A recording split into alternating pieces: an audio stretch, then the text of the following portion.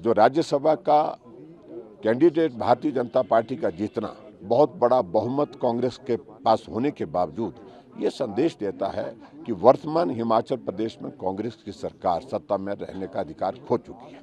Game changer Bharatiya Janata party है और सुकुश सरकार से लोगों की नाराजगी है। पाल जी को हम मिले हैं डेलीगेशन के रूप में और हमने अपनी बात वहां पर कही है। जो घटनाक्रम घटित हुआ है उसके संदर्भ में जानकारी दी है।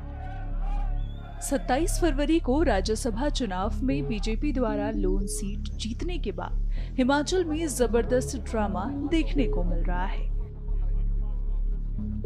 सत्तारूढ़ कांग्रेस के 6 विधायकों ने क्रॉस वोटिंग की, जिसके बाद भाजपा के हर्ष महाजन कांग्रेस के अभिषेक मनु सिंघवी को हराकर विजयी हुए। कांग्रेस से राज्यसभा की ये सीट छीनते ही भाजपा ने कहा कि सुक्खू सरकार जनादेश खो चुकी है। इस बीच 28 फरवरी को बीजेपी नेता जयराम ठाकुर ने कई बीजेपी नेताओं के साथ राजभवन में राज्यपाल शिव प्रताप शुक्ला से मुलाकात की। मुलाकात के बाद हर्ष महाजन और जयराम ठाकुर का कहना है कि कांग्रेस सरकार सत्ता में रहने का अधिकार खो चुकी है।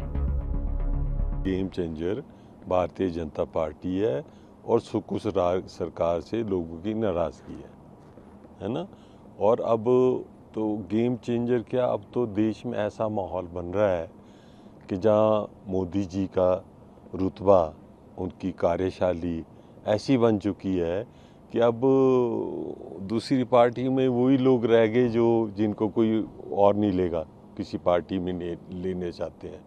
और जो अच्छे अच्छे लीडर हैं वो सारा अब भारतीय जनता पार्टी की और ही देख रही हैं। फ्यूचर की पार्टी ये भारतीय जनता पार्टी है।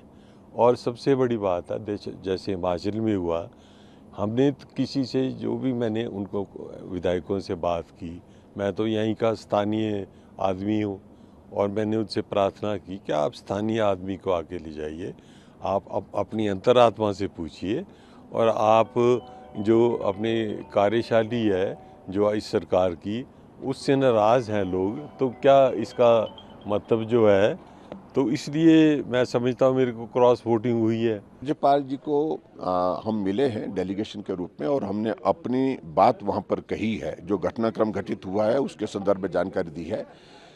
इसके अतिरिक्त कोई अलग से कोई बात करने का कोई सवाल पैदा नहीं होता। हम तो सिर्फ एक ही बात कह रहे हैं कि जब बजट सत्र के दौरान कट मोशन पर वोटिंग होती है, हमने कहा वॉइस वोट के साथ साथ वहां पर डिवीजन भी हम जो मांग रहे हैं तो उसमें हमको अनुमति दी जाए, लेकिन वो नहीं दे रहे हैं। 2 बार हाउस उन्हें एडजॉर्न कर दिया।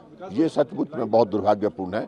और जिस तरह से मार्शल के माध्यम से हमारे विधायकों के साथ मिसबिहेव हुआ है उसके बारे में हमने जानकारी दी। और आज हमको आशंका ये लग रही है कि वो भाजपा के विधायकों को सस्पेंड कर सकते हैं हाउस में।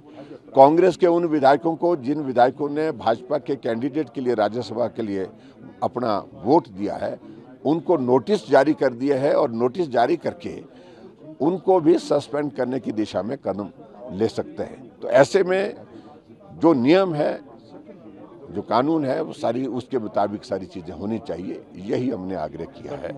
के दौरान क्या अल्पमत में आ सकती है? देखो, इन सारी चीजों को लेकर के वहीं हाउस में ही हम कह सकते हैं, लेकिन जो राज्यसभा का कैंडिडेट भारतीय जनता पार्टी का जीतना बहुत बड़ा बहुमत कांग्रेस के पास होने के बावजूद ये संदेश देता है कि वर्तमान हिमाचल प्रदेश में कांग्रेस की सरकार सत्ता में रहने का अधिकार खो चुकी है।